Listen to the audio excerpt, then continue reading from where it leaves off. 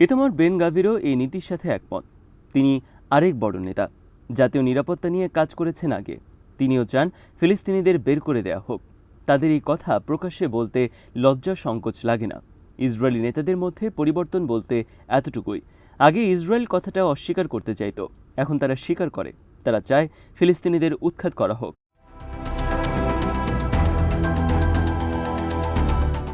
গাজাতে এই পরিকল্পনায় বাস্তবায়ন দেখছি আমরা। গাজা ছোট্ট জায়গা, বহু মিলিয়ন মানুষের বসবাস সেখানে। ইসরায়েল এটাকে কঠোর হাতে নিয়ন্ত্রণ করছে। 2023 সালের অক্টোবর থেকে এটা আরও ভয়াবহ হয়েছে।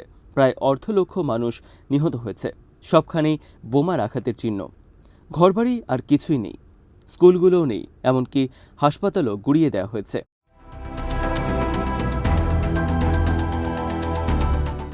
এটা শুধু যুদ্ধ নয়, এটা গাজাকে ভেঙে দেওয়ার পরিকল্পনা। 2 মিলিয়নের মতো মানুষ ঘরবাড়ি থেকে উচ্ছেদ হয়েছে। বলতে গেলে হামলার শিকার হয়েছে সবাই। কোনো খাবার এখানে আসতে পারছে না, পানি নেই, বিদ্যুৎ নেই, জীবনধারণ প্রায় অসম্ভব হয়ে গেছে। মানুষ গাজা ছেড়ে যাচ্ছে অথবা নিহত হচ্ছে, আর এটাই চাচ্ছে ইসরায়েল।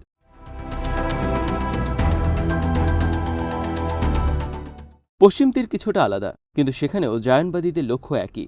সেখানে অবৈধ বসতি স্থাপনকারীরা আছে। ফিলিস্তিনিদের জমি দখল করেছে তারা, ঘরবাড়ি জ্বালিয়ে দিচ্ছে, গ্রামে গ্রামে তারা হামলা করছে। ইসরায়েলের সেনাবাহিনী তাদের সাহায্য করছে। ফিলিস্তিনিদের পাল্টা প্রত্যাঘাত করার অবস্থাও নেই সেখানে।